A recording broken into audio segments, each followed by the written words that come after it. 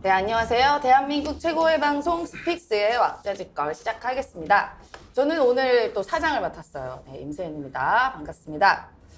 네, 지금 이제 30만이 조금 부족합니다. 여러분들께서 조금 힘을 내셔서 친구, 가족, 연인, 30만을 향해서 단골 여러분들께서 구독, 좋아요, 알람 설정, 댓글 부탁드립니다.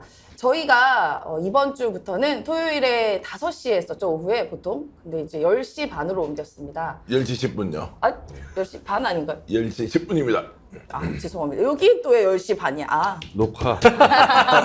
이렇게 허술하게. 네. 10시 반에, 아침 10시 반에 녹화인데 10시 10분이라고 합니다. 근데 10시 10분이요.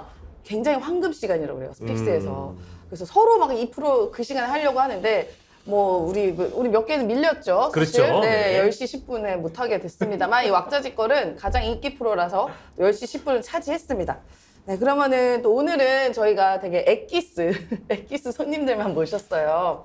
그래서 이제 가장 인기 많은 게스트분들을 모셨습니다. 네. 자, 아니 오늘 왜 아니, 이렇게 왜 소개를 웃어? 왜 이랬잖아요. 왕자니까 시작합니다. 한번 박수도 막 치고 해야 그러니까 되는데. 아니 시작합니다 했는데 다들 땡 해가지고 아유. 그냥 조용히 있었습니다. 아니 박수 치려고 기다리고 있었어요. 자 사장님 내가 너무 마음대로 하세요. 다다다다 예. 얘기했나? 네네 사장님 마음대로. 다시 사장님 할게요. 마음대로. 다시 할게요. 왁자지껄 시작하겠습니다. 네, 여러분 30만 꼭 부탁드리고요. 자, 이제 오늘 단골 여러분들 한 명씩 부탁드려요. 자, 우리 안녕하십니까. 예, 정치평론가 정경환입니다. 야, 오늘 이제 제가 발언 기회가 시간이 좀 늘어났습니다. 아, 네. 한 분이 나오시기로 했는데요. 저희 라이벌 안진걸 소장이 오늘 무슨 토론회에 나간다고 왁자지껄을 버리고 네. 그 토론회 사수를 위해서 가셨는데 오늘 너무 잘 됐습니다. 그렇죠. 오늘 네. 잘렸습니다. 예. 앞으로 계속 안 부르고 이렇게 해서 10만 회가 넘었으면 네. 계속 달리겠습니다. 열심히 하겠습니다. 반갑습니다.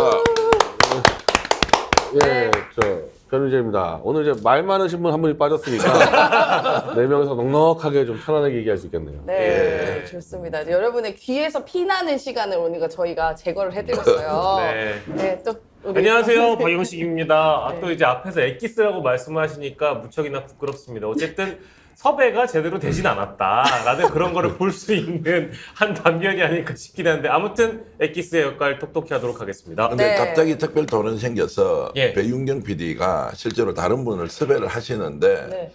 야 그러면 이게 분위기 안 살겠다. 아. 그럴 바에야 그럴 바에야. 귀에 피나는 분 빼고 네. 내 사람이 오히려 하는 것이 훨씬 더 낫다. 열기가 뜨거울 것이다. 네네. 맞습니다. 이렇게 했어.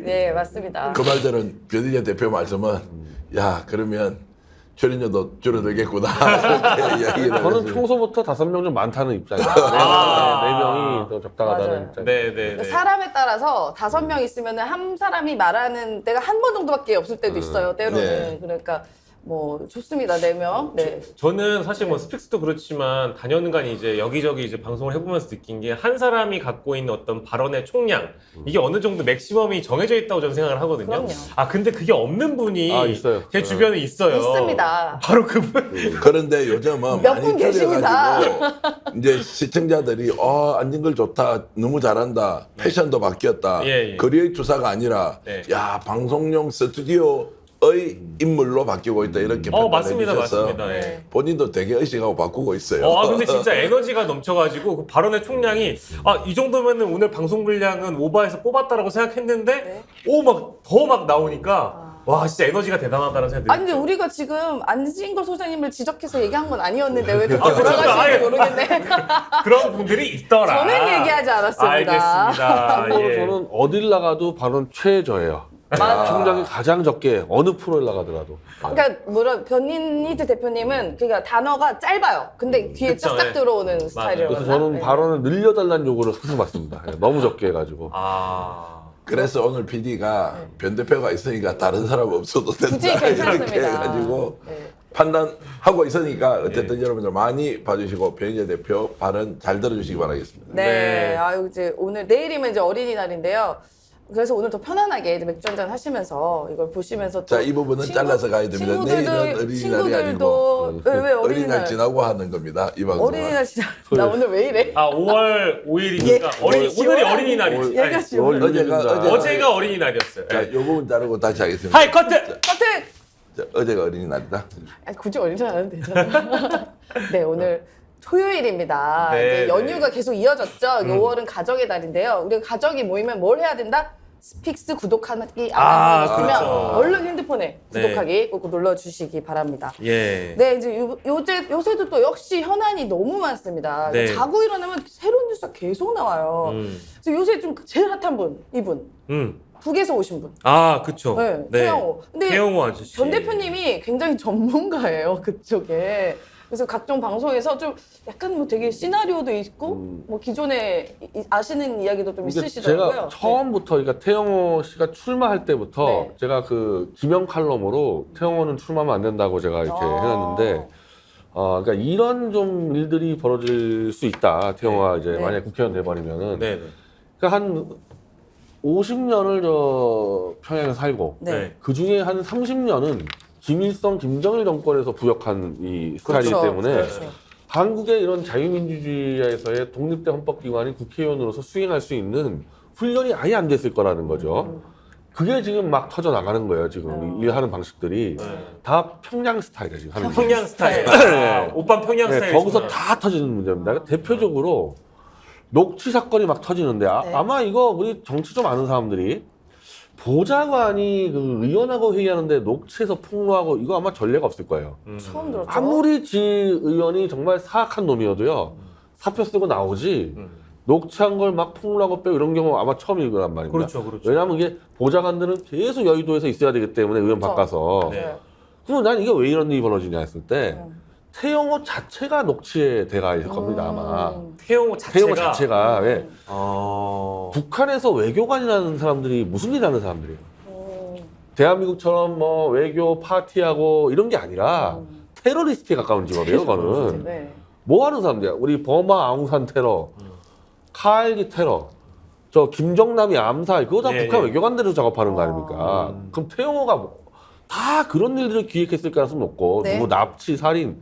그러니까 우리가 흔히 말하면 외교관보다는 007에 가까운 일을 했단 말이에요. 네네. 이 사람은 다 녹취야 다 녹취 이런 것들이 첩보원처럼 자기 의원이 다 녹취하니까 보좌관들을 같이 녹취하고 서로 녹취가 생활화돼가지고 예. 태영호 주변은 다 녹취돼 있을 거다. 즉 이진복과의 대화, 심지어 윤석열과의 대화 다 녹취가 갖고 있습니다. 태영호. 네. 그리고 태영호가 또 떠든 것들은 또 보좌관 다 녹취했을 거고. 어. 양쪽의 녹취가 지금 다 쌓여 있는 거죠. 야. 예. 그 중에 지금 몇 개씩 터지고 있는 건데 아. 이게 지금 뭐가 더 터질지 예측 불가해요. 사실상 터지는 건 시간 문제인데 태영호 자체만 놓고 봤을 때도 시한폭탄이 될 수 있다는 얘기시네요. 태영호 자체가 갖고 있는 녹취도 엄청날 거라는 거. 아. 그것도 대통령실가 되는 거. 정치인의 인물 유형을 우리가 이제 분석하거나 판단할 때 이런 사람 탈북을 해서 외교관을 하고 북한 정권과 적대적 관계에 있는 사람이 국민의힘 집권당 최고위원. 국회의원이 되었다. 네, 국회의원. 그리고 또 최고위원에 당선이 됐다. 이 사람은 정치를 어떻게 생각할까요? 솔직히 정치에 대한 기본 이해. 자, 박영식, 우리 임세현 소장 이런 분들이 정치에 뛰어들면 이런 거 아니에요. 어떻게 하면 우리 공공선, 국민의 이익, 국가의 발전, 그리고 내가 가지고 있는 정당의 선명성을 좀 부각시켜서 국민들로부터 제대로 평가받을 것인가. 네. 이런 마음으로 다 조심해서 출발하는 거 아니에요? 그렇겠죠. 뭐 들어가 보니까 뭐 이런저런 상황 때문에 변절하기도 하고 또 거기에서 어쨌든 자기 스스로 이겨내지 못하고 뛰쳐나오기도 하고 이런 건데 출발 지점은 우리나라 정치하는 사람 다 이럴 거란 말이에요. 이렇지 않은 사람이 처음부터 아예 나는 협잡하겠다, 사기치겠다, 누구의 앞잡이가 되어서 내가 그냥 내 밥벌이만 되고 생존만 하면 세상에 나쁜 짓은 다 골라하겠다 이렇게 정치하는 사람 본 적 저는 없습니다. 아 있긴 있어요. 저는 봤어요. 강용석이. 최소한 초심은 같은 급? 뭐 그런 부분이 설사 있다 하더라도 어쨌든 부분적이고 전체적으로는 그런 좀 공적 의식을 가지고 했을 건데 이분은 정치에 입문하는 출발 자체가 그렇지 않았다는 거예요. 그러면 이 사람은 네. 박영식 임시현 소장 같은 사람 만나면 믿겠어요, 안 믿겠어요? 진실되지 않다고 생각할 수 그렇죠. 있죠. 네. 모든 것을 의심하고 불확실하다 생각하고 그리고 이 사람이 언제 나를 공격할지 모르기 때문에 내가 무엇을 보호해야 하지 이런 거잖아요. 이제 이런 행태를 가지고 정치를 시작했으면 지금 나오는 거 있죠. 뭐 보좌관 채용에 대한 또 뭐 후원금을 쪼개기로 했다. 또 특정 사업자한테 돈을 좀 많이 받았다든지 이런 것들도 이 세계 자체가 원래 거짓과 위선과 왜곡과 사기의 세계다. 여기에서 내가 어떻게 살아갈 것인가에 몸에 아마 배어 있을 거예요. 그러니까 이런저런 일들이 다 그것과 연관되어서 나타나는 것이니 공공선에 대한 기대는 아예 처음부터 할 수 없는 참고로 이제 사람이었다. 네. 서울로 오기 전에 이제 자기 자서전상에서는 김정은과는 3년의 갈등을 가립니다. 아. 그 세력과. 어떻게 갈등이 벌어요? 저 그 존엄한 신분을 이제 이 영국에서 이제 들어와라 평양에. 네. 근데 이제 김정은이 그렇게 강의를 한대요. 너무 유럽물을 많이 먹었기 때문에 아. 얘네들은 이제 위험하다. 데려와서 바로 아우지로 보내는 수가 있다는 거예요. 그래서 그때부터 이제 자료를 모으기 시작하는 거지. 모든 김정은의 약점들을 그거 들고 왔거든요. 네. 그 자료 갖고 우리 국정원에다가 주고 돈을 받는 겁니다. 네. 그 태용화 재산이 3, 40억 되는 거거든요. 그럼 이제 대통령실에 이제 집권 여당에 이제 퇴원됐어요. 지금 뭐 하고 있겠어, 이 사람? 자료 보고 자료 있겠죠. 보고 있는 거야. 인성된 집권당에. 아. 그 습관이란 말이야, 사람들은. 참고로 뭐 책에 대한 평가를 굳이 할 필요는 없지만 저도 네. 그 책을 보셨어요? 사서 보긴 했는데 네. 영화 같고 재미는 있습니다. 재미는 있다. 왜냐면 이제 너무 되게 생생한 그런 증언들이 많이 나와서 재미는 있는데 네. 최근에 어떤 사태를 보면 며칠 전에 태영호 기자회견을 했었잖아요. 네. 근데 굉장히 에너지 있고 파이팅 있게 기자회견을 했거든요. 네. 그러니까 이제 이거는 그냥 그림상 태용호는 그냥 버티려는 것처럼 보이고 징계해볼 테면 해봐라라는 분위기인데 징계를 하려는 사람들은 태영호를 꼬리 자르기를 하려는 형국으로 지금 나아가고 있단 말이에요. 네. 근데 저는 이제 이 상황을 보면서 태영호의 그 녹취록을 들어보면 실제 이진복 정무수석이 했던 얘기도 사실인 것 같고 맞아요. 태영호의 진술도 사실인 것 같단 말이에요. 그러면 이건 잘못한 거는 이게 태영호가 잘못했다라기보다는 태영호를 문제 삼는 것보다는 이건 이진복이 잘못한 거고 대통령실이 더 잘못이 많은 것 같은데 제가 잘못 보고 있는 건가요? 일단은 서로 거짓말이라고 짰잖아요. 네. 그렇죠. 뭐 기억 안 난다, 누가 이런 봐도 이준복이 했을 법한 얘기고 네. 태용호는 이제 김일성 수령주의에 들었기 때문에 용산에서 온 거는 수령의 지령이야. 그렇죠. 아. 그렇게 이야기. 다르게 받아들여요, 이 친구는. 그래서 너무나 이제 그 보좌관들에게 아주 그냥 확 얘기한 거 아닙니까? 우리 자랑하듯. 수령님이 이렇게 해줬다. 해라. 이렇게 터진 거 아니에요? 네. 근데 그걸 일단 거짓말로 서로 이제 합의를 했어. 거짓말로. 네. 그냥 태용호가 기자회견할 때 네. 원래는 사과 기자회견 해야 되는데 당당하게 나가잖아요. 어? 이건 어쨌든 수령 쪽에 오류가 있을 수가 없고 네. 또 태용호는 북한 같은 경우가 이 정치단에 가다가 사과라는 게 있겠어요? 그렇죠. 없죠. 그냥 잘못하면 그냥 고사포로 죽는 건데 네. 거기 가서 뭐 사과를 한다거나 뭐 이런 게 있겠냐고. 그냥 들이받는 거야. 그러니까 모든 거를 태용호는 김일성식 정치를 하고 있기 때문에 네. 일반 한국 정치 전문가 볼 때 이상한 짓을 하거든. 네. 어제 그 사과가 아니라 그냥 도발해버린 거 아닙니까, 어제가. 그렇죠. 거의 사실상 도발이었고 뭐 언제부터 특정 언론의 이름까지 거론하면서 언제부터 언제까지 딱 한 명 나갔는데 완전 가짜뉴스에 허위 날조 보도라 가지고 뭐 명예를 더럽혔다는 식으로 강하게 비판을 하면서 기자회견을 한 건데 실제로 4일인가요? 경향신문 보도를 보니까 보좌관들이 내부 그 보좌진들이 뭘 불편해했냐면 주에 20회 넘게 회의를 한다. 아, 그리고 실제 북한식 표현으로는 뭐 총화에 가깝게 자아 비판, 타인 비판을 시키면서 서로에 대한 비판을 시킨다. 이제 이런 얘기가 나와 있더라고요. 네. 근데 뻔하죠. 맞아요. 북에서는 진짜 그런 걸 많이 한다고 네, 합니다. 어떻게 할지 뻔하지. 대한민국 국회가 연방제 됐네. 연방제고 하고 있는데 북한식으로 회의도 하고. 적화 통일을 이룬 건가? 그러니까 연방제 회의네. 태용호가 평생 회의를 자아 비판과 상호 비판은 너 얘 욕해봐, 너 욕 이거잖아요. 그렇죠. 네. 그거밖에 배운 게 없는데 토론이라는 걸 절대 해본 적이 없죠. 모르겠네요. 해본 적이. 그러니까 다음 주 이제 사과도 해본 적이 없을 거고. 다음 주 월요일 8일 날 이제 윤리위에서 다시 이제 심리를 하잖아요. 네. 저 징계 저 마음대로 못 할 거예요. 그럴 것 그러니까요. 같아요. 저도 그렇게 생각합니다. 저는 최대치가 그냥 다운권 정지 정도 가서 뭐 3개월 주느냐 6개월 정도 주느냐 이렇게 해서 그냥 자리도 복귀해서 할 것이라고 보는 이유가 결국 저 사람이 다이너마이트를 들고 있단 말이에요. 뭐 북한식으로 하면 핵폭도 아니고요. 그렇죠. 우리 대한민국 탄광식으로 하면 다이너마이트인데 다이너마이트 들고 있다는 이야기가 지금 곳곳에서 나오고 있고 그 다이너마이트는 뭐냐면 보좌관들이 가지고 있는 태영호의 발언에 대한 녹취가 아니라 네. 태영호 자체가 엄청난 내용을 지금 가지고 있을 것이다. 이게 이제 폭로가 되는 순간 이분이 신당 만들 수도 있어요. 국힘 끝났다. 차라리 내가 이렇게 북한식으로 총화단결 연방당을 만들겠다고 한다든지 총화단결 연방당. 총화단결 연방당을 만들겠다거나 이제 이런 실제 제가 이제 농담처럼 하는 이야기잖아요. 이 사람이 한번 흔들기 시작하면 어떤 얘기가 나올지 모른단 말이에요. 이제 그랬을 때 국힘 내에서 윤리위에서 어느 정도 징계를 할 수 있느냐. 김재원의 문제하고는 달라요. 김재원은 발언 잘못했고 국민 정서를 완전히 이렇게 이제 그 찢어놨잖아요. 그럼 징계를 하기가 쉬운데 지금 태영호가 가지고 있는 여러 가지 정보력이나 지금까지 해왔던 행위, 그다음에 이번에 공천 과정, 그리고 이번 최고위원 이제 선출 이런 것들을 종합해 봤을 때 많은 게 나올 수 있다. 그래서 다이너마이트이기 때문에 네. 제대로 처리 못할 수도 있다. 태영호의 또 이 사고에서요, 징계라는 거를 우리가 아는 징계로 안 받아들일 수가 있어. 우리가 아는 징계는 약간 자숙의 의미였는데 네, 네. 저쪽의 징계는 아우지나 총살인가요? 총살일 수가 있어요. 아우지나 총살. 네. 잘못하면 난 죽는다. 그러니까 저쪽은 1인 수령 집단이니까 찍히면 죽는 건데 우리는 예를 들면 징계에서 약간 쫓겨나더라도 다른 줄 타서 올라올 수 있잖아요. 그렇죠. 그러니까 태영호는 절대 징계 같은 거 못 받아들일 거라고. 그래서 지금 다이나마이트 하나 들고 있는 거야. 네. 해볼 테면 해봐. 근데 태용호도 다이너마이트를 들고 있겠지만 실제 언론사에 제보를 한 그 나간 전직 보좌진이라는 중에 분의 한 명, 뭐 네. 두 명이 될지 두 모르겠습니다. 명이라고 저는 듣고 있는데. 근데 이제 그 사람들도 가만히 있을까요? 다만 그러니까 이 양쪽에서 막 사람들은 터지나 그냥? 태영호의 그 어두운 모습을 다 봤잖아. 그렇죠. 야 이건 완전 북한 간첩이네. 그래서 내가 볼 때는 사명감 갖고 터뜨린 것 같거든요. 네. 네. 만약에 징계를 똑바로 못하면요 보좌진이 터뜨릴 수가 있죠. 그러니까요. 그러니까 태영호가 이번에 인정을 해버리는 순간 자기는 진짜 살 길이 없을 수가 있어요. 큰 걸 했네. 끝까지 고집하면 두 가지 길이 열려. 국힘에서 이 사람에 대해서 징계를 아주 약하게 할 가능성이 있고, 네, 그럼 네. 국힘 내에서 자기 힘이 유지되잖아요. 네. 두 번째는 만약에 국힘에서 징계를 해서 어떻게 조치를 하면 이분은 나갈 때가 있잖아요. 네. 극우 쪽으로. 네.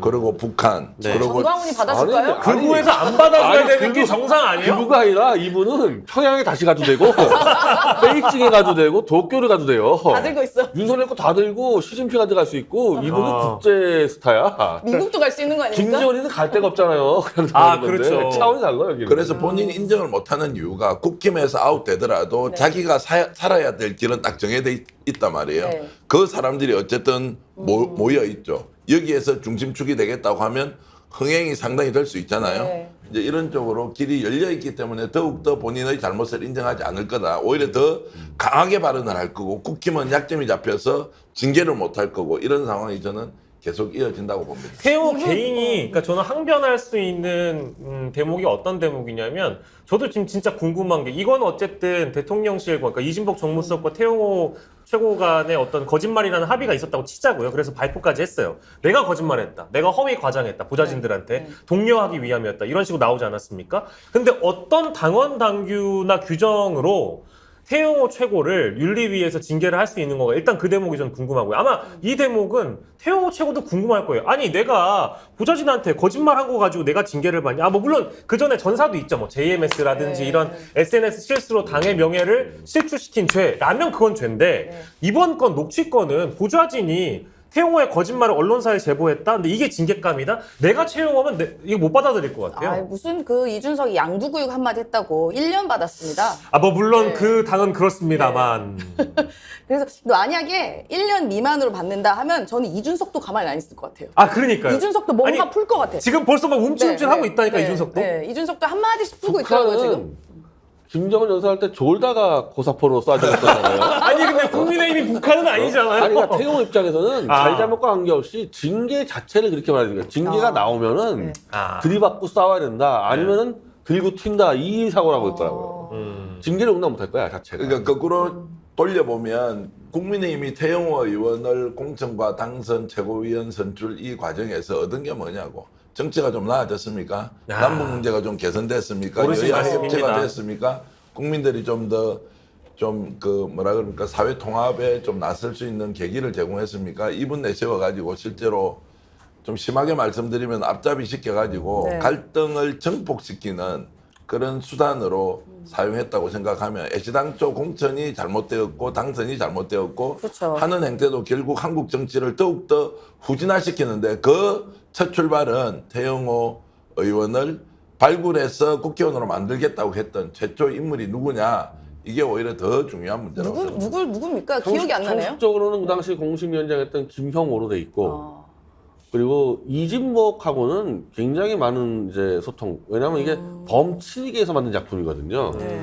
그래서 김영호 씨는 아예 이런 말까지 했어요. 태영호를 유엔 총회에서 연설을 시키겠다 그러는데 유엔 총회에서 연설하는 거는 국가 원수급이 하는 거거든요. 예. 한마디로 남북 연방제 대통령을 만들겠다고 이 표현된 거예요. 태영호를. 전복 세력 아닙니까 그러면?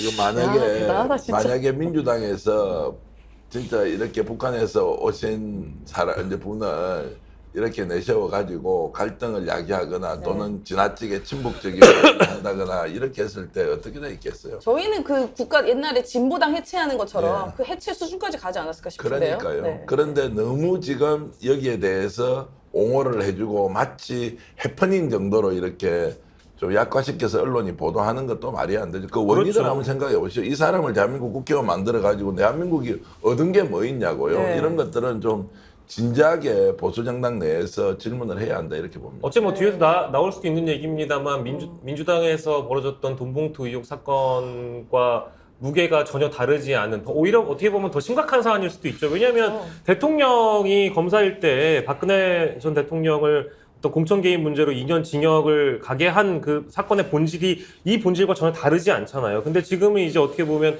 태영호에만 너무 집중돼 있지, 예를 들면 이진본 정무수석이라든지 대통령실에 대한 언급을 많이 하지 않는 분위기여서 저는 이제 본질은 좀 똑바로 봐야 된다. 이거는 뭐 검찰이 이거를 이제 뭐 인지 수사를 하기가 어렵다면 저는 특검이라도 가가지고 이걸 이제 명명백백히 밝혀야 될 사안이라고 보는데 뭐 과연 그렇게 될 수 있겠나 싶죠. 저는 이거 민주당이 특검해야죠. 특검으로 무조건 가야 되는 게요. 태영호 압수수색하면요 뭐가 나올지 모르거든요. 근데 검찰이 하겠습니까? 안 하죠. 태영호 걸 다 압수해야 돼요. 이거 나중에 대한민국을 파괴시킬 게 있을지도 모르기 때문에 이건 민주당에서 심각하게 생각을 해요. 특검 문제는. 맞아요. 태영호 이 사람의 이제 스타일로 보면요, 자기한테 수 틀리잖아요. 무엇이든 이렇게 내놓고 터뜨릴 가능성이 있기 때문에 만약에 지금 이진복 정무수석이 했던 발언이 실제로 녹취가 돼 있고 이게 나오잖아요. 그러면 이거는 이제 직권남용이거든요. 예. 이거는 빼도 박도 못하는 거, 정당법 위반이기도 하고 공천 관련해서 대통령실이 개입을 했다는 것은 이건 엄청난 사건이란 말이에요. 네, 중립 이제 의무 위반. 중립 의무도 네. 위반이고 정당법에도 뭐 네. 공천 개입할 수 없는 게 있고 거기다가 직권까지 남용을 했던 이제 이런 사항들이 되면 결국 뭐 사법 처리는 불가피한 상황이 될 텐데 그렇기 때문에 태영호가 더 목에 힘을 주고 다니더라도 네. 이런저런 말을 못하고 그냥 태영호 눈치만 보고 있어. 대한민국 집권 여당이 태영호 눈치 보고 있어. 이게 말이 되는 소리예요. 저 옛날에 그 우리 기억하시면 당대표 선거 때 안철수가 유난연대 한마디 얘기했다고 이진복이 아무 말도 하지 말고 아무 얘기하지 아무 마. 얘기하지 어떻게 마라. 대통령이랑 너랑 동급이야 하면서 경로를 했다고 그러지 않습니까? 이 정도 사안이면요 사실 공천이고 이건 대통령 탄핵 사유예요. 그럼 지금 윤 대통령 방방 뛰어야 됩니다. 경로해야 돼요. 그리고 명예훼손 단 소송 한마디 안 걸어야죠. 나와. 명예훼손 소송 걸어야 되죠. 네. 그리고 그렇죠. 김정대 압수수색 전에 해야죠. 압수수색하고 뭐 다 조치해야 되잖아. 국정을 넘겨야죠. 안 지금. 하잖아, 근데. 네, 조용합니다. 근데 뭐 기자들 이상해요. 만나가지고 김밥, 순대, 떡볶이 드신 거 보니까 아직까지 좀 한가하신 것 같긴 한데. 한가해. 멘탈의 세계가 우리가 완전히 달라요. 조갑제가 중심돼서 윤창중까지 네. 이제 태영호를 보수의 희망이다. 내가 볼 땐 대권주자로 밀고 있어요. 이 사람들 같은 경우는. 지금도 그런 움직임이 있습니까? 지금도 하고 있습니다. 지금도 오. 멋있다고. 멋있대. 근데 이 변절자들이 내입돼서 굉장한 변절자들인데 메르켈 총리를 예를 들어요. 자꾸 동독 출신이 메르켈. 이 통일 독일의 대통령 됐다. 그러니까 지금 아까 김영호나 이런 인간들이 태영호를 한반도 통일 대통령 만들겠다 이런 꿈들을 꾸는데 네. 메르켈은 완전 다른 사례를 지금 사기를 치고 있어요. 네. 메르켈은 서독 출신, 동독 출신이 아니야. 서독 출신인데 아버지가 목사거든요. 네. 교단에서 동독에 가서 기독교 전파하라고 보냈어, 동독에. 그러니까 메르켈이 감난하겠다 간 거서 거기서 공산주의 국가에서 기독교를 전파하니까 얼마나 탄압과 감시를 받았겠습니까? 그러니까 메르켈 가족은 공산당의 감시를 받았고 메르켈은 공산당 활동한 적이 없어요. 네네네. 그래서 물리학자가 됐었기 때문에 네. 서독 주민들 입장에서 표를 찍어준 건데 태용호는 김정일, 김일성의 부역자잖아, 완전히. 그렇죠. 네. 전혀 메르켈과 차원이 다른 거를 가지고 보수가 지금 국민을 속이고 있는 겁니다. 그 메르켈 총리가 동독 출신이어서 서독에 와서 뭔가 새로운 이제 통합의 정치를 할 때 저는 그분이 그 기민당 출신이죠. 그러면 굉장히 보수적인 정당에 그거는 동독 공산당이나 망하고 그 다음 정당에 들어갔기 때문에 동상체 때 정치한 게 아니에요. 그러니까 실제로 이제 그 통일 독일에서 그렇죠. 총리를 기민당 할 때 우리가 보통 독일 3인당 이러면 좀 민주당과 진보 쪽에 가깝다 생각하냐. 근데 보수 정당인데도 굉장히 이분이 통합적 행보를 하고 마치 진보 쪽 또 환경 쪽 그리고 생태 이런 또 인류 문제에 대해서 네. 난민 문제에 대해서 굉장히 전향적으로 보이는 것은 오히려 진보 정권에 가까운 이런 행동을 함으로써 보수 정당의 이제 총리가 오히려 진보와 손을 잡고 하는 여기에서 국민들 그리고 전 세계인으로부터 엄청나게 존경과 추앙을 받았단 말이에요. 근데 태영호는 한번 보세요. 한국에 있는 보수 정당에서 가장 극우화되어 있는 특정 지점에서 본인의 존재감을 부각시키면서 거기에서 대한민국을 이렇게 하겠다 저렇게 하겠다 하는데 어떻게 이게 메르켈 총리와 비교가 될 수 있는 참고로 사람입니까? 그 통일 독일 때도요. 동독 공산당에 부역한 사람들은 다 아웃됐어요. 동독 공산당에 그래도 김정일보다는 좀 낫게 하지 않았겠습니까? 그래도 다 아웃됐는데 네. 태영호가 한 일은 김정일 정권에서 아들 둘 김정철, 김정은이 유럽에서 유학하지 않았습니까? 그거 관리한 자예요. 그런 자를 통일 대통령을 만들어? 조갑제가? 또리 장군 반공 외치던 자들이? 그런 생각, 왜 메르켈- 그런 생각을 하게 되죠? 차라리 김정은이가 나요. 김정일이다. 이거 제목으로 뽑아주세요. 아, 어떡해. 이거 태영호보다 변희재 대표님 김정은이다. 바로 제목으로 뽑아주세요. 지금 메르켈 총리에 대해서는 메르켈 총리는 국민들의 존경을 받고 인기도 있습니다. 또 청렴합니다. 이렇게 이제 바그샤리라는 독일의 대학 교수가 이야기한 게 있고요. 브락 오바마 대통령이요. 네. 메르켈 총리에 대해서는 현명한 실용주의를 선보이고 윤리의 나침판을 내려놓지 않는 사람이다라고 평가를 했습니다. 태용호 우리 의원하고 한번 비교 한번 해보십시오. 청년과 실용하고 무슨 관계가 있어요? 전혀 나쁜 건 관계 먼저 다 없는 배우고. 그러니까요. 이제 그래서 공천 이제 헌금까지 받았습니다. 비교 자체가 안 되는 근데 거고. 우리도 정치를 그러니까 정치인 오래 하신 분들 있지만 이 공천 헌금 거의 막바지 단계 아닙니까? 그쵸. 할 수 있는 막바지 단계인데 그쵸, 그쵸, 그쵸. 초선에 그것도 우리나라에 대한 정치 문화도 제대로 알지 못하는 사람이 공천 헌금부터 받았어. 야, 그것도 대단한 나쁜 신뢰죠. 거는 빨리 배우는 스타일이에요. 근데 그 말씀을 이제 조심해야 되고 후원금을 준 것이 공천 네. 헌금을 받았다고 하면 헌금처럼 비춰지는 후원금을 그렇죠, 찢어서 그렇죠. 받았죠. 지금 의혹이 있다 정도로 네, 이제 네, 이거는 정했습니다. 판례에서 예, 유사 사례가 다 처벌이 됐어요. 네. 그러니까 항변을 하는 거거든. 공천 받고 당선된 다음에 헌금 낸 거 아니냐. 근데 이게 판례가 다 결정이 났어요. 이런 네, 경우는. 네. 그래서 돌려준다고 이런 거. 네네네네. 뭐 지금 뭐 민주당도 뭐 동봉투 얘기가 나오는데 뭐 우리가 굳이 경중을 뭐 따지자 하는 것도 웃기지만 예. 사실 이거는 내가 정말 명백한 만약에 맞다면 매간 매직이니까 좀 더 사태가 심각하지 않나 싶습니다. 네. 이거 그리고 뭐- 녹취가 나왔잖아요. 명백하게. 그렇죠. 육성이 증인도 나왔는데. 나오고. 육성이 네. 나왔는데. 뭐 전혀 이대로만 끝날 사안은 아니라고 네, 네. 보고 이제 뭐 맞아요. 이번 주에도 쭉 뭐 갈 사안이긴 한데 핵심은 이제 추가적인 폭로나 녹취가 다른 게 또 등장하느냐 이제 이런 것들이 징계 있겠죠. 수위 달려 있을 그렇죠. 텐데 예. 8일 이후죠. 완전히 태영호가 끄덕일 만한 경징계나 네. 그 아예 그냥 무징계 이런 무징계. 게 태영호 입장에서는 이것들이 나를 건드려 이 수준 가면은 터집니다. 이게. 예전에 그 이준석 전 대표 징계할 때도 이양희 윤리위원장이 뭐 이런 표현이 적합하진 않다고 저도 느낍니다만 아무튼 그 본인에게는 애를 먹었던 참 그 시기였잖아요. 네. 근데 지금 그 황정근 씨인가요? 그 판사 출신인 걸로 네네. 알고 있는데 이분도 그 태용호 네. 최고 관련돼서 이제 징계건 이제 기자들이 질문해 보면 어떤 당원당규상 자기 잘 모르겠다는 식으로 이제 아니, 왜 몰라? 반응이 나왔거든요. 왜냐면 이게 지금 이 건만 단건만 놓고 병합은 할 텐데 이 단건만 놓고 봤을 때 어떤 사유로 징계를 해야 될지 잘 모르겠다라는 반응이었거든요. 그러니까 입도 난감하겠다. 태용호 의원한테 배운 것 우리도 한번 해봅시다. 예. 인생은 원래 또박이다. 네. 그래서 월요일 날 예. 태용호 의원이 어떤 징계를 받을 건지 각자 갬블합시다. 저는 당원권 정지 3개월. 3개월. 3개월. 예. 제명도 있고 뭐 다 있지 않습니까? 제명 안 무징계도 있고 어떻게 됩니까? 징계는 전 나올 것 저도 같아요. 징계는 나올 것 같아요. 근데 3개월 아니 자신이 없네. 저는 지금. 이거 오케이. 일단 보류. 보류. 보류. 내일 시점은 결정하나? 8일이에요? 네. 아니 8일 날 이제 그 다시 심리를 하기로 했으니까 네. 그 자리에서 결정은 안 날 수도 소명을 있는데. 듣는 자리니까. 그렇죠. 뺑뺑 돌리지 말고 우리 시청자 여러분께 우리가 정확하게 예측했어. 지는 사람은 방송 아웃. 이기는 사람은 혼자 방송. 회사를 거시는 거 어떨까요? 좋습니다. 그럼 저는 안 그래도 지금 서핑스 대표 찾고 있어. 제발 좀 기억 좀 해주세요. 아니 방송의 재미를 위해서 전 제일 나중에 할게요. 그래? 변 대표님은요? 근데 사안이 우리 박영식 앵커랑 다른 게 이 대통령실을 팔아먹은 거잖아요. 만약에 거짓말이면은 그렇죠. 그쵸. 그렇죠. 예. 대통령실을 팔아서 사기를 쳐가지고 보좌관들하고 이제 대통령실의 명예를 떨어뜨렸지. 그리고 그쵸, 이건 그쵸. 잘못하면 야당한테 특검으로 털릴 정도 사안을 만들어버렸기 때문에 이거 중징계 사안이거든요. 이거는 자기가 거짓말이라고 인정했기 때문에 네. 저는 이 지금 이걸 모르는 애들 태용호가 다이너마이트를 들고 있다는 거를 알겠지, 윤석열 정도는. 알겠죠. 네. 예. 근데 이게 윤리위원장 플러스 요 주변의 최고위원, 나는 심지어 김기현까지도 예.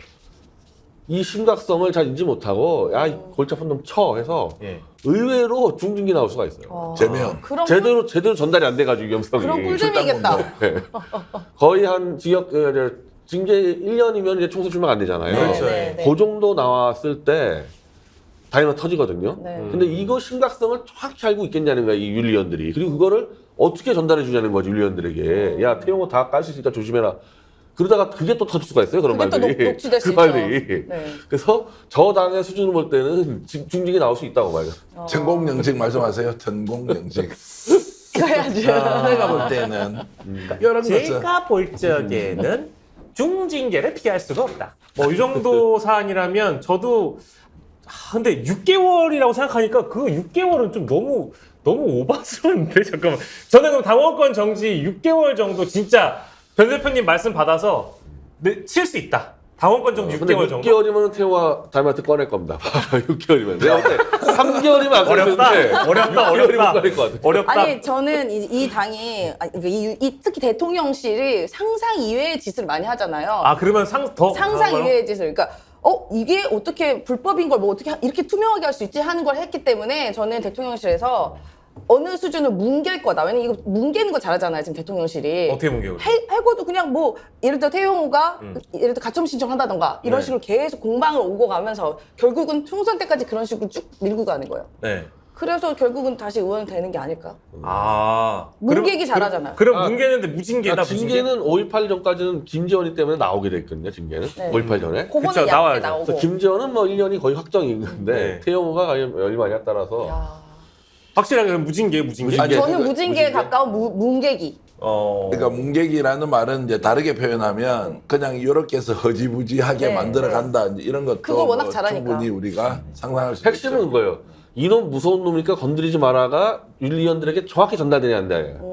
전 전달이 쉽지 않을 거라고 해요. 왜냐면 우리가 지금 그거 아는 그 공식적으로 이야기하는 것도 아니 그걸 웃겨. 어떻게 얘기해 위원들에게. 얘 뭐 많이 갖고 있어 이렇게 말하는 것도 웃기죠. 그게 또 세나갈 수가 있거든. 네. 그러니까 좀 얘기를 들어보니까 이번에 윤리위가 싹 바뀌었잖아요. 네. 근데 그 내부적으로 그 예전에 그 윤리위랑은 뭐 다른 결로 판단하시는 분들도 있지만 특히 이제 윤리위원장 같은 분들은 이제 새로 오셨기 때문에 굉장히 뭔가 이제 당원 당규에 맞춰서 합리적으로 판단하시려고 하는 것 같아요. 하지만 그렇게 국민의힘이 합리적이지가 않다. 그렇죠. 그래서 지금 이제 대표님 말씀하신 것처럼 의외의 중징계에 대한 압박을 윤리위원장이 그러니까 받을 수가 만약에 있다. 경징계가 나오면은 야 이거 이진복이 떠든 게 맞네. 그렇죠. 이렇게 그렇게 될 될 수가 거고요. 있어요. 맞아요. 이게 네. 이런 문제가 있기 때문에. 근데 요 지점에서 저는 민주당이 네네. TF를 꾸리든 뭔가 네. 진상조사단을 꾸리든 지금 이 돈봉투 때문에 쫄아 있는데요. 이 건이 훨씬 큰데 아, 특검 빨리 돼요. 지산에 뭔가 특검 꾸려가지고 빨리 뭘 쳐야 되는 거 아닐까? 발의하고 막 꼭 잡아야지 밀고 이번 거는. 거기는 좀 지금 요즘 한 발이 아. 아니라 두어 발씩 늦어. 그러니까 악자지껄에서 아니, 아니라. 그때 뭐라고 했습니까? 뭐 윤관석이나 이성만 의원 같은 경우에는 사태가 터졌을 때 빨리 빨리 이제 탈당하라고. 탈당 권고를 하거나 탈당을 이제 아무튼 독려를 해야 된다라고 얘기했는데 2주가 뭐예요? 한참 걸렸죠. 이제 와서 했잖아요. 근데 지금 저희가 아무리 뭐 특검 얘기해봐야 민주당이 발빠르게 움직여주면 땡큐인데 과연 그럴 수 있을까? 아 이거 이때 빨리 쳐야 됩니다. 그러니까 역시 그래서 고민이 많은 민주당 의원을 포함해서 고민이 많은 태영호 의원 또 윤리위원장인 황정근 윤리위원장께 드리고 싶은 선물은 바로 이 비타민 선물 세트가 기다리고 있다는 점. 그쵸? 네 그렇습니다. 나 네. 시기 적절하게. 얼마나 피곤하시겠어요. 얼마나 피곤하시겠습니까? 예, 홍보해 지금 주세요. 윤리위원회. 이제 3종 세트입니다. 저희가 네. 약국에 가면 한 통에 엄청 비싸요, 살려면. 근데 네. 이 3종 세트가 오메가3 루테인, 밀크 시슬, 멀티비타민, 오메가3 자 우리 눈에 좋죠. 그렇죠. 밀크 시슬 또 간에 간에 좋습니다. 좋습니다. 우리 변 대표님께 필요한 거고요. 네. 네, 멀티비타민 이거는 뭐 종합 비타민이고요. 네. 그래서 우리가 3종 세트가 모두 식품의약 안전처가 권장하는 1일 영양 성분 기준치를 100% 충족한다. 네. 근데 가격이 엄청 저렴합니다. 이거 세 개 네. 그러니까 얼마다? 38,700원, 와. 배송비도 무료. 대박. 이건 이제 요새 가정의 달이니까요. 네. 부모님, 뭐 네. 또 고마운 분 이렇게 예. 선물해드리면 예. 굉장히 또 약간 이 상자에 들어있어서 예. 고급집니다. 스픽스몰 아무튼 전 네. 제품이 다 배송비가 무료이기 때문에 가정의 달에 여러분들 많은 분들께서 요거 좀 챙겨가지고 네. 함께 잘 논아 잡수시길 바랄게요. 논아 잡수- 저걸 누가 구매하셨는데요. 네. 스픽스몰에 가보니까 생각보다 좋은 상품이 너무 많았어요. 다른 것들도 많이 있습니다. 우리 최근에 스픽쇼 방송할 때 네. 댓글 올려주신 분이 예. 다른 것도 같이 구매했다 그러던데 네. 어제 스픽스몰을 그 이제 위탁 운영하고 있는 대마시안 예. 그 부사장님이 전화가 왔는데 예. 요즘 스픽스몰에 고객들이 많이 들어와서 오. 매출이 늘어나고 있다. 예. 여러 제품들이 나오고 있는데 참외도 최근에 들어와서 아주 참외요? 참외, 어. 진주 참외가 이제 인기리에 팔리고 있고 예. 그래서 좀 적극적으로 홍보를 해주시면 네. 스픽스몰이 아주 활기를 띠고 예. 정말 온라인 장터로서 제 역할을 하겠다고 했으니까 예. 여러분들 혹시 필요한 물품이 있는지 들어가 보시고 예. 네. 과감하게 선택해 주시면 후회 없는 예. 결정을 내릴 수 있다 이 말입니다. 그러니까 대통령실에서도 좀 공동 구매를 스픽스몰에서 함께 해주시는 방향도 한번 고민을 해보시길. 웬만하면 그쪽에서 좀 안 사주셨으면 아니 우리도 좀 협상 좀 하죠. 거기랑 그러니까요. 딜로 이거 많이 사주시면 저희가 좀 덜 얘기할게요. 뭐 이런 식으로. 자 그리고 다음 상품은 다음은 이제 요즘 또 이제 이거는 이건 남녀 불문하고 예. 필수품이다. 칙칙한 아이크림. 정치권 내용과 네. 짜증나는 소식들 때문에 얼굴에 주름 잡히는 분들을 위한 상품이죠. 네, 그 보통 지금 우리가 지금 인상 쓰는 뉴스밖에 안 나오고 아 있지 그렇죠. 막 않습니까? 짜증이 나죠. 네, 예. 그래서 이제 보통 또 아이크림도 비싸요. 아 그렇습니다. 근데 이거는 굉장히 또 합리적인 가격에 나와서 네네. 많이 발라도 됩니다. 그래서 네. 뭐 이렇게 팔자주름에서 발라도 되고. 예. 네, 저는 얼굴 전체에 바르시는 분들도 가끔 있어요. 그건 좀 아깝던데. 제가 선크림도 바르고요. 아이크림도 오늘 바르세요? 아침에도 아이크림 이렇게 발라서 네. 정말 로션처럼 이렇게 바르고 쓰고 있는데 아침에 일어나니까 확실히 피부가 좀 통통해진다 그러나 통통해. 그래서 그게 왜 그렇습니까 물어보니까 아무래도 이제 이 주름이 채워지는. 저자극 고기능의 원료가 피부 밑으로 이렇게 들어가면 탱탱해지는데 네. 그런 효과를 경험하고 있는 것입니다라고 글램모어 유통사 아이크림. 사장님이 제게 조언을 해주셨습니다. 이거 예. 저는 이거 여기서 계속 이렇게 한 개씩 빼다가 쓰고 있거든요. 네네네. 이게 광고하면서 이렇게 빼서 아, 그래? 한번 발라보세요 한 다음에 이거 썼던 거 그래서 가져갈게요. 회사에 빈 박스가 많구만. 쓰니까 가져갈게요 하고 아, 쓰는데 네네네네. 근데 진짜 이게 뭐지 제가 또 피부가 되게 좀 약간 예민합니다. 약하죠. 이렇게 막 이렇게 발진도 많은데 예. 전혀 없었어요. 그러니까 오. 근데 알고 보니까 합성착 향료 그거? 이런 게 없네. 네, 그런 거 빼고 안전한 성분으로만 만들었다. 네. 합니다. 자연적으로 아무튼 뭐 네. 무해한 성분들만 모았으니까 원뿔1, 네. 투뿔2 이벤트도 진행하고 있습니다. 제가 네. 지금 점을 한번 치면 지금 현재 시간 밤 10시 50분쯤 됐는데요. 예. 지금 그래요? 동접자가 4,500명을 넘어서고 있습니다. 만 명 된 거 아닙니까? 그런데 만 명이 돼 있으면 또 계속 줄여나시고 저는 잘리고 4,500명이 넘어서고 있는데 어쨌든 여러분들이 글램모어에서 만들고 있는 아이크림 애용해 주시면 고맙겠고요. 실제로 지금 스픽스와 글램모어가 특별 상품을 지금 만들고 있습니다. 선크림도 다시 생산하고 있고요. 네. 좀 있으면은 남성을 위한 토너하고 그 다음에 로션 이런 것도 같이 만들어서 스픽스 로고를 아예 걸고 예. 정말 고기능 저자극 제품으로 스픽스 우리 시청자 여러분들 만나자 이렇게 준비하고 있으니까 지금 막 그 댓글에도 저기 스픽스몰 홍보 좀 그만하라고. 그렇지. 조회수 떨어진다고 조회수 그러네요. 떨어진다고 빨리 네. 지금 주제로 넘어가라고 막 지금 댓글 막 올라오고 빨리 있어요. 많이 사주시면 하여튼 빨리 끝내겠습니다. 고맙습니다. 빨리 변이제 말 시켜라 막 이러고 올라와 있어 지금. 저는 항상 그 변희재 대표님의 방송 개인 방송을 보면서 광고는 변희재 대표님처럼 해야 된다. 예. 짧고 간결하게 핵심만 하고 바로 넘어가야 된다라는 생각을 늘 하고 있습니다. 감정 없이 읽는 거 있잖아. 그냥 다다다다다다다다. 예, 늘 그런 생각을 하고 있다는. 자, 다음 주제는 뭡니까, 저희? 네, 저 얼마 전에 이제 우리 며칠 있으면 5월 10일이죠. 네. 개인적으로는 취임 1주년? 개인적으로는 굉장히 슬프고 아픈 날입니다. 네. 네, 취임 1주년인데 기자회견을 안 한대요.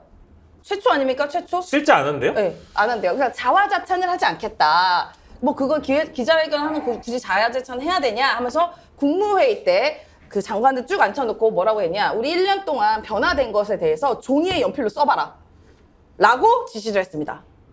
하하. 다. 헐. 네. 헉. 장관한테. 회의를 통해서 자화자찬하겠다는 얘기네요. 그렇죠. 그 어느 누구도 1주년 기자회견할 때 자화자찬하라고 요구하는 사람 없어요. 맞아요. 이거는 그 정권이 윤석열 정권보다 잘했던 정권도 네. 1주년 기자회견 한다 그러면은 뭔가 부족한 거를 찾아서 앞으로 남은 4년 잘해보겠다 이런 기자회견 하는데 이건 머릿속에 이미 기자회견은 자화자찬한다고 박혀버린 거 아닙니까? 그 얘기는 뭡니까? 1년 동안 자기는 잘한 것밖에 기억이 없는 거예요. 네. 이미 그렇게 가 있다는 거죠, 정신 상태가. 너무 다른 세상에 살고 계신 것 그러니까 같아요. 진짜 정말 딴 나라에서 온 것 같아요. 우주에서 온 진짜. 것 같아요, 정말. 완전. 그 기자회견 지금 그동안 청와대를 왜 옮겼습니까? 국민 속으로 들어가겠다, 소통하겠다라고 옮기고 지금 6개월 넘게 도어 스태핑 안 하고 있어요. 예. 그러더니 기자들한테 불러서 뭐 이렇게 떡볶이, 김밥 뭐 이런 거 먹었대요. 맥주 한 잔씩 하면서. 그래서 도어 스태핑 안 하니까 섭섭하죠? 허허허허허. 뭐 어쩌라고? 기자회견도 안 해. 도어 스태핑도 안 해. 그럼 도대체 우리는 무슨 정보를 얻어요? 브리핑도 안 해. 아니 뭐 언론과의 소통이라는 게 매우 중요한데 이 정권 들어서면서 지금 실종된 상황이니까 그런 자리라도 억지로 만들고 깜짝 자리 만들어서 소통하는 건 좋은데 그 자리에서 나왔던 대통령의 메시지들이나 이런 워딩들을 보면서 완전히 다른 세계에 살고 계시구나. 지금 미국 가서 그 만찬 파티에서 아메리칸 파이 부르고 네. 보수 유튜버들이 윤석열 노래로 세계인들의 마음을 승급을 사로잡았다. 승급을 올렸다. 신고 올렸다. 이러니까 헷가락했어. 아직까지 거기서 지금 헤어나오지 헤어나오지 못해가지고 못해. 순대 맥주 마시고 오늘 일본 보도에 네. 또다시 기시다와 이제 초호화 만찬 쉽게 얘기하면은 네. 그 지금 공간이 외교 공간이잖아요. 예, 예. 거기는 연회장을 중심으로 한 데거든요. 맞아요. 거기서 또 만찬한다는 거예요. 오늘이네, 거기에- 오늘. 거기에 완전 맛이 갔어요. 거기서는 그럼 뭐 어떻게 일본 노래 부릅니까? 또 좀 알려주세요. 부릅니까? 아니, 그러니까 대표님이. 보니까 이게 왜 한국 언론이 아니라 일본 언론이 보더냐. 일본 쪽에서 욕을 한 거야. 아. 얘 만찬 하면 뻑 가는구나. 아. 만찬 지르자 해가지고. 네. 그러니까 기시다는 불러가지고 오므라이스 먹였잖아요. 네. 조용히 둘이서. 네. 이게 아니라 바이든처럼 해야 되는구나. 아. 거기서 이제 또 일본이 무슨 또 뭐 가라오케 하나 가져오던지. 네. 그래서 아. 아예 그냥 또 뽕을 왕창 튀어해가지고 그냥 끝장내겠다는 거잖아요. 그럼 헷갈락하게 한 다음에. 기시다와 일본 쪽에서 보기에는 기시다가 그러면 한국에 와가지고 엄청난 환대를 받는 것처럼 또 그 그림이 딱 그려지겠네요. 아니죠. 되게 보면 감사 인사하러 왔다라고 하는 거예요. 네. 그러니까 지금 우리 한일 관계 발전을 위해서 윤석열 대통령한테 감사한다. 그래서 감사 인사하러 온다고 했는데 근데 지금 미국에 갔다 온 지 3, 4일 됐나요? 근데 이렇게 저는 외교 일정이 빡빡한 걸 보질 못했습니다. 그러니까 보통은 지금 이게 예를 들어 근데 일본 정상이 오잖아요. 그러면은 정상적인 외교 의전 절차에 의하면 지금 부터 한 달까지 되게 바쁘거든요. 네. 우리 뭐 숙소도 챙겨야 되고 일정 챙기고 동선 챙기고 엄청나게 행정관들이랑 바쁩니다. 비서관들이. 네네네. 근데 이거 며칠 만에 한다? 불가능해, 불가능. 저는 그 몇 가지 확인하고 싶은 게 약간 이게 대통령께서 국민들을 좀 바보로 하신다라고 제가 느꼈던 점이 뭐냐면 기자들 만나가지고 그 야외 정원에서 뭐 떡볶이 먹고 하면서 이제 뭐 정상회담에서 있었던 일, 만찬에서 있었던 일 얘기하면서 그런 얘기를 하시더라고요. 바이든 대통령이 갑자기 I want you to sing American Pie. 나는 네가 아메리칸 파이를 부르는 걸 듣고 싶다라고 얘기를 해서 깜짝 놀랐다고 얘기를 하면서 그 노래가 내가 그 가사가 기억이 안 났으면 그때 내가 망신은 당할 뻔했다면서 그러더니 갑자기 기타를 뒤에서 갖고 오더라는 거예요. 그런 식으로 이제 기자들한테 얘기를 했어요. 우리가 바보입니까? 그러니까요. 그러면 미국이 갑자기 바이든이 아메리칸 파이는 어떻게 윤 대통령이 부를 걸 알았으며 그럼요. 그 기타는 그러면 왜 그렇게 순식간에 갑자기 짠 하고 나타나가지고 준비를 했겠어요? 그거를 기자들 앞에서 대통령이 이런 일이 있었다라고 얘기하는 게 우리가 바보입니까? 아니 아메리칸 파이가 굉장히 대중적인 노래인가요? 처음 들었거든요. 팩트만 하더라도 일단 윤석열 대통령은 아, 대학 정말. 때부터 아메리칸 파이를 불렀다고 공식 기사 다 나왔기 때문에 미국이 예. 알고 있고 예, 그리고 그걸 도청에서 알았나 선물했기 보다. 때문에 돈 맥클린의 기타를 받았고 예, 그 공연단에 아메리칸 파이 불렀어요. 예, 다 된 거야. 예. 다 돼서 당신도 압수를 한번 해봐라 이랬는데 네. 이거에 깜짝 제안이었고 내가 가사를 몰랐으면은 망신을 당할 뻔했다? 가사를 몰라도 망신할 거 없어. 남의 나라 노래 부르는데 모를 수도 있는 거지. 그걸로 내세우고 이제 또 보수 유튜버들 이제 그걸로 또 위대한 영웅 나셨다 지금 이러고 있습니다. 영어 잘한다. 뭐 난리가 정말. 났습니다. 그리고 뭐 여기서 뭐 그런 말 말고도 뭐 예를 들면 또 문재인 정부 탓을 하잖아요.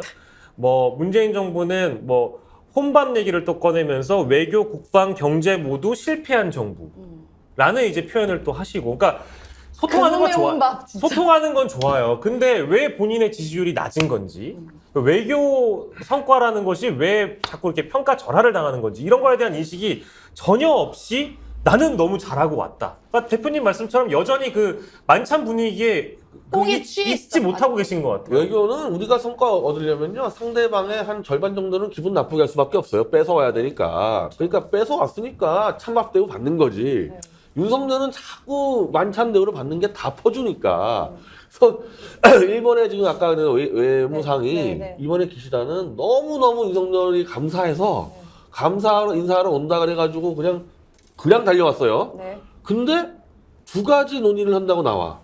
후쿠시마 오염수 방류하고 동해에서의 한일 해상훈련인데 엄청난 것들이거든요. 이거는. 그렇죠. 이거는 만약에 하려고 그러면요. 실무진이 두세 달을 협의해가지고 정말 조정해야 될 거를 뛰어넘고 네. 실무진 협의 없어요. 시간 없잖아요. 네. 와서 만찬장에서 지르겠다는 거 아니에요 지금. 그냥 이렇게 또 술. 지금 약간 술대를 기분 좋을 때, 네. 기분 좋을 때. 왜냐하면 이게 동해안에서의 해상훈련은요 독도 문제 걸려있기 때문에 그것 때문에 지금까지 안 된 건데 그거 다 뛰어놓고 하겠다는 거잖아요. 네.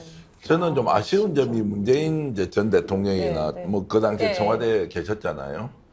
그 인사들이 좀 나와가지고 특히 그 문재인 대통령이 중국 가서 혼밥을 8끼나 먹었다는 거 있잖아요. 네, 네. 거기에 대해서 제가 누구한테 들으니까 막 격앙하고 있대요. 네. 대통령이 격앙하는 게 아니라 그 당시에 수행해서 외교적 활동을 했던 문재인 정부의 인사들이 격앙하고 있다는데 이유는 뭐냐면 자 외교적 행위를 할 때 그 나라의 정상이나 그다음에 뭐 경제인이나 뭐 이렇게 여러 관계자를 만나서 식사하는 방법도 있지만 실제로 문재인 대통령은 중국민들하고 대한민국이 굉장히 가깝다는 걸 보여주기 위해서 일반 식당에 가서 어울려서 먹는 것이 오히려 13억 명의 중국인과 직접 대화하면서 소통하는 것이 프로그램으로 기획이 되어서 먹을 사람이 없어서 혼자 먹은 게 아니라 진짜로 그렇게 했을 경우에 오히려 한국민과 중국인들이 훨씬 더 가까워질 수 있기 때문에 이것이 일종의 외교적 퍼포먼스로서 굉장히 맞아요. 중요하다 이렇게 했다는 건데 무조건 만날 사람 없어도 혼밥 먹고 시진핑에게 따돌림 당했다는 방식의 이 프레임에서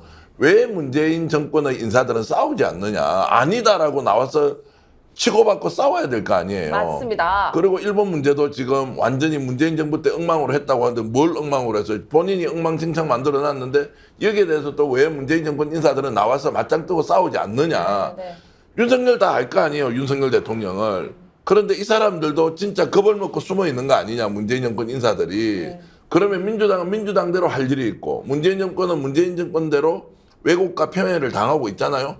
맞서 싸워줘야 되잖아요. 그래야 좀 양심과 진실의 소리에 가까운 사람들이 힘을 좀 얻고 하는데 너무나 지금 소극적으로 방어적으로 가만히 있으니까 우리처럼 바른 소리 하는 사람은 정말 힘이 빠진다. 너무 안타깝고 아쉽다. 이런 생각이 좀 듭니다. 실제로 그 혼밥이라는 거 프레임은요, 이게 어떻게 기획됐냐면 그 과정을 보면 있는 오바마 대통령이 베트남인가에 가서 쌀국수 그 되게 유명한 식당에서 그냥 그 시민들이랑 같이 밥을 먹습니다. 그러니까 이런 게 약간 서민 친화적인 느낌이 들어서 아마 그런 식의 기획이었을 거고 만약 기획이었다면 그리고 사실 대통령이 혼밥할 일이 그거는 의도적으로 하지 않고서는 혼밥할 일은 없죠. 하다못해 비서관들이나 외교 관계자들이랑 앉아서 밥을 먹지 어떻게 대통령 혼자 먹습니까? 그거는 사진이 그렇게 한 장 나온 걸로 계속 혼밥 프레임을 가는 건데 그 당시 저는 중국은 제가 그때 안 갔으니까 자세한 예. 경위는 모릅니다만 예. 그때 가셨던 분들 나와서 한마디씩 다 하시는 건 맞죠. 예. 아니 그래서 적극적으로 이게 아니다 이런데 이것을 하셔야죠. 프레임을 씌워서 가보니까 아 문재인은 중국 가서 시진핑이고 누구 만날 수가 없으니까 혼자서 밥 먹고 다녔네 이렇게 가는 거를 정말 참아줄 수 있는 거냐고 문재인 정권 때 참여했던 사람들은 네. 그리고 엊그제 특히 대통령이 네. 미국 순방하고 와서 그 이제 대통령실에서 전 정권이 맞아요. 경제하고 지금 외교하고 다 엉망진창 다 만들었는데 그 욕을 하잖아요. 그 자신을 임명해 준 사람이에요. 발탁하고 임명해 준 전 대통령에 대해서 그렇게 이야기를 하는데도 문재인 정권 인사들은 가만히 쳐다보고 있다. 네. 아니 우리는 아무 관계도 없이 문재인 정권하고도 연관도 없는 우리가 왜 그걸 욕을 해주냐고 그 당사자들이 직접 나와서 싸워야지. 그때 국가의 녹을 먹은 사람들이 있을 거 아니에요. 그러면 당당히 자신이 감옥에 가든 어떻게 하든 나와서 싸워줘야 되는데 멍청하게 있으니까 이 프레임이 계속 확산이 되는 거 아니냐 이렇게 제가 답답한 마음을 토로합니다. 아무튼 뭐 맞습니다. 저는 뭐 윤석열 대통령의 시간이 한참 멈춰 있어도 너무 멈춰 있고요. 어느 시점에 멈춰 있는지 잘 모르겠고 그리고 이제 그런 인터뷰들이나 기사들을 다 보면 마치 문재인 대통령 너는 그러니까 진짜 시쳇말로 문재인은 외교를 빵점이었다. 빵점이었다. 뭐 이런 아무튼 뭐 병신이다. 근데 나는 외교 천재. 내가 이렇게까지 하고 왔네. 이제 네. 이런 인식에 머물러 있는 것 같아요. 그렇습니다. 지금 뭐, 미국에서 돌아왔을 때 저는 이런 정신 상태를 보이다가 이제 국민들은 안 따라올 거 아닙니까? 네. 그러면 이제 폭군으로 돌변할 가능성이 높다고 봤는데 여기다가 기시다가 또 들어왔어. 그렇죠. 채용대를 더 투입해. 아, 완전히 이제 주말에 그냥 뻑 가는 거지. 아. 기시다가 일본 애들은 얼마나 이렇게 합니까? 또 머리 숙여주고 예. 그렇죠. 말로 떼고 실제로 뺏어가는 건데 외교 천재입니다. 다 뺏기잖아요. 그럼 다음 주에부터 이제 국민들이 나를 우러러 보겠지? 다 욕해. 이걸 나는 갑자기 이제 윤석열 대통령이 버틸 수 있겠을까? 갑자기 이제 국민들한테 막 화를 내고 난리칠 수가 있어요, 이제 아마. 네. 다음 주부터는. 아, 이거 어떡하냐. 아, 그리고 하나 더 있죠. 중국이 우리한테 적대 행위를 안 하면 서로 계약을 정확히 지키고 예측 가능하게 하고 상호 존중하면 중국하고 얼마든지 경제 문제를 풀어갈 수도 있다고도. 싸움은 누가 저는 걸었는데? 이게 진짜 이게 그러니까 최근의 상황 보세요. 지금 러시아는 우크라이나한테 드론 공격 받았다고 자체 발전한 기사 지금 내고 있죠. 그리고 우크라이나 아니라고 그러고 또 중국은 중국대로 이번에 한미 정상회담 내용 가지고 또 불만이라고 해가지고 막 성명서 내고 하지 않았습니까? 이제 그런 상황들을 보면 전 대통령이 지금 정세를 파악을 어떻게 하고 있는지 좀. 아, 매일매일 혹시 술 취해서 있어서 기억 못하는 거예요 혹시?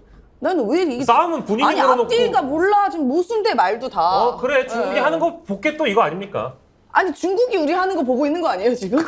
나 진짜 나 저는 좀- 제가 석사 때 저 중국 정치 사상 했고 박사학위 과정 때 제가 이제 시진핑 대외 정책 이런 거를 공부를 했는데 저는 단 한 번도 중국이 우리의 뭐 지배를 중국이 하고 있다거나 대한민국이 중국의 속국이라고 생각한 지 한 번도 없습니다. 학교 때도 그랬고 사회생활 하면서도 그랬고 다만 중국이 갖고 있는 실체에 대한 인정을 하지 않으면 이게 우리가 약간 정신승리의 세계에 들어가서 우리의 국익이 상당 부분 훼손될 수 있기 때문에 어떻게 하면 미국과 강력한 동맹을 유지하고 중국과 친교나 친선을 강화하면서 북한 문제를 잘 관리할 것이냐.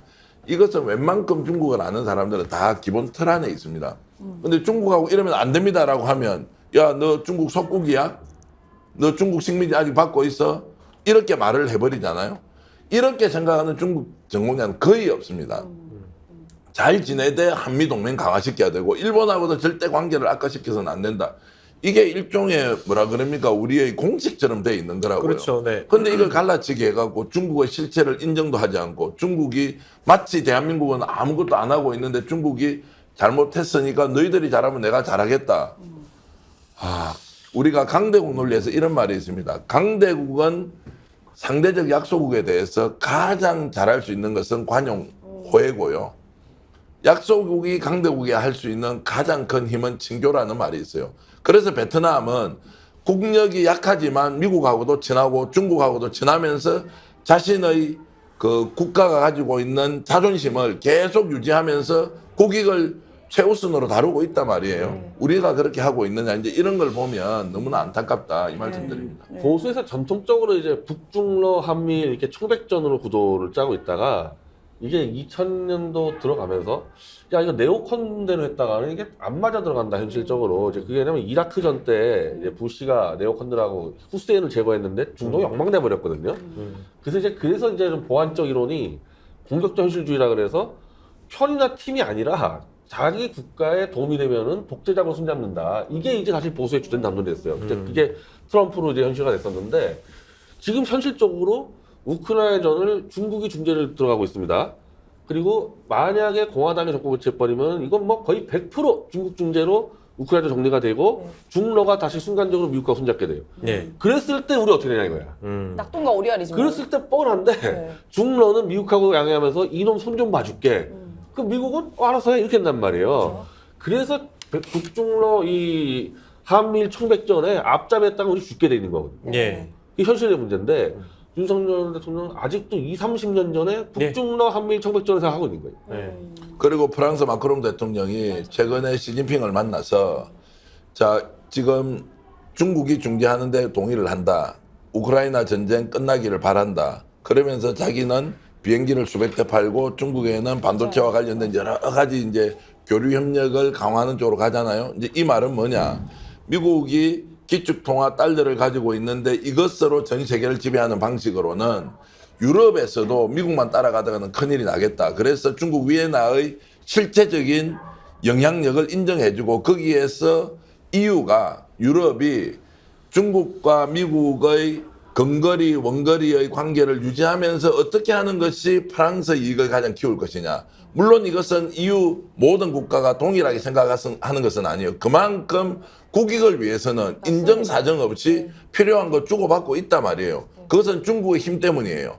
러시아의 영향력 때문이에요. 이런 것들을 어떻게 잘 다룰 것이냐라고 하는 것은 특히 우리 대한민국 같은 경우에는 너무너무 중요한 것인데 이것을 일방적으로 무시하는 윤석열 대통령 요즘 제가 하는 말로 내년에 국민평가 제대로 받을 것이다. 국민평가 해야 한다. 이런 말씀을 드리겠습니다. 예, 제가 뭐 정리하는 차원에서 대통령께서 계속 주장을 하시니까 미국과는 혈맹이고 가치 동맹이고 이익을 보는 관계가 아니기 때문에 과학 동맹, 문화 동맹 또 5가지의 동맹을 또 강조하지 않으셨습니까? 참 동맹이 많다. 예, 그런 말씀을 드리고요. 그때 무슨 동맹 한번 얘기하셨었는데 네? 그 무슨 동맹 한번 얘기하셨어요? 아, 전생 동맹. 전생 동맹. 전생 동맹. 전생 동맹. 그렇지. 전생에 바이든 대통령 부부와 우리 전생에 인연이 있었던 것 윤 대통령 같다고. 내에는 인연이 있을 것 같은 느낌을 또 이번에 받으셨다고 하니까 네. 바이든 대통령이 직접 질문한 거 뭔지 알아요? 뭐라고요? What is 전생? 전생이 뭐냐? 서양 사고에는 전생이란 게 저희 없어. 가톨릭인데 바이든 뭐 전생이 대통령은. 뭐냐? 이렇게 했다는 예. 헛소문이 돌고 있습니다. 예. 네, 프리비어스 그렇습니다. 라이프 동맹 하시고요. 예. 예. 뭐 저 뭐야 그 마지막으로 저기 그 뭐냐? 그 박광원 원내대표가 김진표 국회의장 만나가지고 네. 아주 훈훈한 분위기를 또 연출을 했다고 합니다. 근데 또 요즘에 그 낭만 닥터 김사부라고 해가지고 네. 그 시즌 3가 이제 시작됐는데 또 김진표 의장이 아주 훈훈한 얘기를 했어요. 아, 우리 박광원 원내대표가 낭만 닥터 박사부가 돼서 통합의 정치를 해야 된다. 지지자들만 보지 말고 국민을 바라보는 정치를 해라. 요게 이제 함의가 혹시 또 선거제 개편과 맞물려서 지들끼리 복작복작하는 거 아니냐 이제 이런 평가들이 좀 나오고 있는 것 같아요. 와 갑자기 훈훈하게 이제 통합되고 협치되고 이렇게 하겠네. 예, 막 갑자기 신나졌어요. 그 이재명 이제 대표 빼고 박강원 원내대표를 영수회담 자격으로 아, 높여주나? 진짜 지금 저는 지금 모르겠어요, 그 그룹 진짜. 있죠? 아, 지금 박지원 씨, 박수현 해가지고 분위기 만들잖아요. 박강원 대표가 이제 사실상 야당 대표로 다 팀을 짜서 김진표까지 들어와서 선거제 개편해가지고 내각제. 거의 그 이론으로 지금 가고 있죠 지금. 시한 맞춰가지고 해야 된다라는 이제 워딩이 나왔을 정도니까 아마 진짜 그런 그림으로 가는 것 그리고 같아요. 박강원 원내대표 찾아보니까 그 대선구제 개편 포럼 때 많이 들어갔더만. 예, 저 같은 경우. 이 사람 원래. 자체가 대선구제 주자더라고요. 자 그렇게 해서 이제 복잡하게 돌아가는데 저는 개인적으로 좀 궁금한데 민감한 질문인데도 우리 올 임 사장님한테 질문해도 됩니까? 말씀하십시오. 박강원 원내대표 체제에서 내년 공천하면 청년 정치인들 젊은 분들 좀 들어가서 좀 길이 열립니까? 공천 받고 민주당 한번 확 이렇게 혁신할 수 있는 이런 계기가 마련될 수 있습니까? 일단 첫 번째, 지금도 아무 혁신도 안 하고 싸우지도 않고 아무 일도 하지 않지 않습니까? 예. 뭐 하다못해 윤석열 퇴진이란 말도 제대로 한마디도 못 하는데 무슨 혁신을 지금 상태로도 못 할 것 같은데 뭐 제가 함부로 예단하긴 어렵습니다만 박강원 뭐 원내대표님 되게 뭐 온화한 성품에 두루두루 잘 지내신 분이라고 하는데 그만큼 그 이면에는 지금에 있는 기득권들을 잘 지켜주겠다는 뜻이 아닐까요? 그러면 저는- 이제 기회가 없어지네? 오히려 더 그런 공간이 작아질 거다라고 권리 당원들은 매우 의심을 품고 있고 실제로 이번에 특별 당규에 그런 비슷한 내용의 당규가 들어가 있어서 예를 들면 현역이 있는 지금 현역들이 가장 유리할 수 있는 그런 공천 방식으로 룰을 만들어 놓은 것에 대해서 많은 당원들이 분노하고 있고 그래서 지금 당 앞에 집회도 하고 있다고 들었습니다. 그러니까 매우 최소한 걱정되긴 정치 합니다. 신인들이 들어와서 박영식 의원하고 그 예를 들어서 정계환이 한번 붙고 싶어. 네. 저분은 이제 현역 3선 의원이야. 네. 그러면 무조건 당신은 전략 공천 없으니까 단수 공천 없으니까 경선을 해야 한다. 이 규칙이 있었단 말이에요. 맞아요. 그런데 이제 두 사람을 서로 경합을 시켜서 여론조사해 보니까 박영식 의원이 한 20% 포인트 앞서. 그럴 경우에는 나를 경선에 참여시켜 주지 않는 거예요. 네. 그리고 박영식 의원 다시 사선 도전하세요. 이렇게 공천 줄 수 있대. 막 격앙돼 있을 거 아니에요. 원래 차이도 나는 데다가 맞아요. 경선 자체를 할 수 없도록 정치 신인들에게 하는 거는 완전히 구태다. 그래서 이 장사 해가지고 이번에 원내대표 된 됐을 거죠. 거다. 네, 그것 때문에 된 거죠. 네. 야, 진짜 너무한 거 아니야?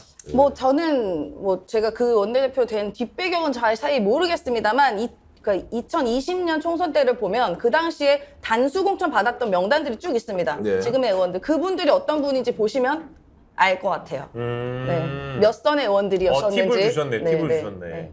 근데 사실 저는 최근까지 언론 보도를 보면 진짜 박광원 원내대표가 마치 당대표가 된 것처럼 나오는 보도들도 많은 것 그분도 같고. 단수 공천 받았던 기억이 납니다. 아, 꼭 집어서 말씀해 주셔서 감사합니다. 그러니까 지금 이제 분위기가 제 공간 의원이었거든요. 어떻게 흘러가느냐 하면 민주당이 개혁되고 혁신되고 국민의 눈높이에 맞는 좀 이제 제1야당으로서의 선명성을 가지길 기대했는데 지금 박강원 원내대표가 오면서 갑자기 온화한 분위기가 되고 정말 아무 말도 하지 않으면 아무 일도 일어나지 않는다는 것처럼 가잖아요. 여기에 실제로 많은 언론들이 보수 언론들이 박가원 키우면 되겠네. 이거 되면 오히려 더 낫겠네. 이재명 아웃시키고 박가원 중심으로 당을 판다. 그러면 다음 총선 국힘하고 민주당 붙더라도 국힘이 그냥 졸전을 펼치지 않을 것 같네. 이런 것들이 저는 계산이 있는 것 같아서 더욱더 민주당에 제가 진짜 기분 나빠 죽겠어요. 저는 혹시나 뭐 모르겠습니다. 어떻게 개혁을 하고 어떻게 윤석열 정부랑 싸울지 모르겠지만 지금 윤석열 정부가 지금도 못하고 있고 앞으로 더 못할 게 예상되지 않습니까? 그거 기다리고 꽃감에 과실 입 벌리고 따먹을 생각하면 그 국민적 심판 벗어나지 못합니다. 진짜로. 그래서 저는 생각이 우리 스픽스가 지금은 구독자 한 28만 명 이렇게 돼 있지만 올 연말쯤 가면 한 뭐 50만, 70만, 내년 총선 전후에 한 100만 정도 간다고 보면요. 네. 사람 한 사람을 이렇게 딱 찾아서 이 사람이 정말 정치 발전에 도움되고 국민들을 생각하는 정치인이다. 이런 사람들을 적극적으로 추천해가지고 여야 안 가리고 좋은 사람이라도 발굴하면서 좀 이렇게 적극적으로 서포트 해줘야 되는 거 아니냐. 이제 이런 생각이 들어서 윤석열 정권은 윤석열 정권대로 평가를 해야 되지만 민주당도 제대로 안 가면 엄청나게 국민들이 압박을 넣고 쇄신하도록 해야 한다. 이런 생각하고 있습니다. 지금 시점에서 그러면 이재명 대표는 어떤 생각을 하고 있을까요? 뭐 이제 그 여타 평가 내지는 전망들을 보니까 이재명이 지금 이 시기에 오히려 더 강하게 그립을 잡고 드라이브를 걸지 않으면 본인의 정치적인 위기가 올 수도 있다라는 그런 평가가 있는 것도 같더라고요. 본 대표님은 어떻게 보세요? 드라이브를 걸어야 되는데 제가 볼 땐 걸 생각 없는 것 같습니다. 이재명 대표가요? 예, 어떻게 살아도 이 심기를 안 건드려서 체포동의안 2차 들어오면은 예. 부결만 시켜주길 바라는 딱 그 자세예요. 예. 어, 그 이상의 아무 액션도 없어요. 어, 나는 지금 이 특별한 예. 이 현역 기득권을 강화시킨 특별안에 대해서 이재명 대표가 막을 수 있었거든요. 그거는 당무회의 때 막아버렸어야 되는데 예. 던져버렸단 말이에요. 저는 근본적인 회의, 질문 이런 거 요즘 하는데요. 누가 보더라도 이재명 당대표가 구속될 각오하고 정면 돌파하면서 민주당을 바꾸겠다 가잖아요. 그리고 특히 이번에 돈봉투 이런 데 대해서 정말 추상과 같은 방향을 정하고 이것을 당대표의 권한을 행사하면 되는데 못하고 있는 것은 사실은 어쩔 수 없는 상황이라기보다는 스스로 무기력해져 있는 거 아니냐. 그래서 지금 이재명 당대표를 적극적으로 지지하는 사람도 이 정도는 아닌데 왜 이렇게 하지? 거기다가 박강원 원내대표 되고 나서 분위기가 박강원 쪽으로 다 쏠리면서 이제 수박들하고 원래 그냥 좋은 게 좋다는 사람들이 다 민주당 장악하면 내년 총선에서는 결국에는 국힘이 잘못하면 반사익 좀 얻는 거 끝낼 수밖에 없는데 그 상황을 방치한다? 왜 이러지? 예를 들어서 지금 대장동 수사도 어느 정도 벗어나고 있고 네. 그다음에 유동규의 발언도 지금 엉터리라는 게 계속 드러나고 나오죠. 있잖아요. 네. 그러면 중심을 가지고 하는 거고 또 체포동의안 오면 당당히 맞서가지고 또 돌파하는 거고 국회에서 동의 못 받으면 또 구속특구심에 가서 영장실질심사 받는 거지. 이렇게 좀 과단성 있게 밀어붙이면 되는데 왜 못하느냐. 그래서 제가 근본적 질문과 회의는 뭐냐. 진짜 이재명 당대표가 당대표로서 역할을 하고 있느냐? 이게 진짜 대한민국의 발전에 도움 되느냐? 민주당의 선명성을 찾는데 정말 옳은 길을 가고 있느냐? 윤석열 정권과 제대로 맞서서 비판하고 논쟁하느냐? 여기에 대해서는 좀 근본적인 회의와 질문이 지금 많이 들고 있다 이런 말씀 근데 오늘 드립니다. 그 정기환 근데 대표님 그나마 그래도 뭐 언론 인터뷰나 이런 데서 이 윤석열 대통령에 대해서 가장 세게 발언하는 건 이재명 대표밖에는 없어요. 아직은. 맞아요. 네, 네. 네. 현 시점에서는 그렇고. 조금 전에 질문하세요. 아니 저. 근데 옷 색깔이 굉장히 그 민주당과 잘 어울리는 색깔이 입고 오셔서 이런 옷 입었을 때 민주당 확 지금 좀 혹시나 다음 비판하려고. 총선 알겠습니다. 제가 어제도 누구한테 저녁도 샀고요. 예, 제가 예. 밥을 많이 사서 어떤 경우에 그런 일은 안 생기고요. 요즘 밥 안 사는 사람이 한 사람 있습니다. 박진영 교수라고요. 예. 이분은 요새 사람들 만나면 밥을 안 산대. 왜요? 야, 밥 좀 사라. 왜 안 사니? 이렇게 하니까요. 내년에 총선 출마 준비한 사람 밥을 사면 안 된대. 아니 그 자기 지역구 밖에서 사면 상관없는데 안 살려고 핑계대는 것 같은데. 그래요? 여기 강서구 쪽은 그분의 지역구가 네, 아니잖아요. 상관없어요. 본인 지역구는 김포 쪽인 것 같은데 아니면 강서구 쪽도 생각하는 모양이다. 옆에 아니 뭐 어디 있으니까. 구멍 나면 얼른 들어가시려나 본데요. 그것도 좋은 핑계다. 아직 지역을 못 정해서 네, 내가 네. 밥을 사면 안 돼. 네, 좋은 핑계네. 여기서 밥을 사면 안 될 것 같아. 라고 네. 얘기를 해야 될 것 같아요. 그래서 밥값 없으면 누가 밥 사라 그래서 출마 준비한다고. 내가 출마 준비하고 있기 때문에 그래서 요즘 저는 좋네요. 밥을 더 열심히 삽니다. 왜냐하면 네. 출마할 마음이 없기 때문에. 예. 네. 아 오늘 아이고, 뭐 오늘 역시 근데 진짜 4명이 해도 꽉 차네. 네 명이 해도 다 말 포션이 많이 부족하신데 공간이 부족해. 다들. 네, 그렇습니다. 오늘 주제도 참 여러 가지로 많았고 할 말도 많으셔가지고 토요일 밤이 매우 풍성했다라고 저는 보여집니다. 근데 마지막에 저희가 약간 민주당에 대해서 좀 쓴소리도 하긴 했지만 이게 다 애정에 의한 쓴소리니까 뭐 보시는 분들도 이 민주당을 비판했다고 너무 쟤네 민주당 너무 까는 거냐 하지 마시고 마음 비슷하실 거예요. 당원들의 상식적인 마음이랑. 비판이니까요. 네, 네. 네. 답답해서 그래. 답답해서. 네, 네, 네. 그렇습니다. 자, 어떻게 오늘은 시간이 네. 좀 많이 오버됐는데, 네, 네. 그래서 토요일 밤이 사실 핵심 시간인데 저희가 4명으로 얼마나 조회수가 나올지 한번 기대를 해보겠습니다. 여러분 많이 올려주세요. 부담을 좀 많이 팍팍 가져주시고 네. 친구들 옆에 다 소개시켜주세요. 꼭. 예. 네. 그러면 저희 또 다음 주 토요일에 예. 만나는 걸 기대하고 네. 오늘 밤은 마무리하도록 하겠습니다. 남은 휴일 네. 하루 동안 여러분 행복한 시간 보내시길 진심으로 바라겠습니다. 오늘 임 사장님 고생하셨습니다. 네. 아유, 감사합니다. 아닙니다. 고맙습니다. 네, 감사합니다. 안녕히 계세요.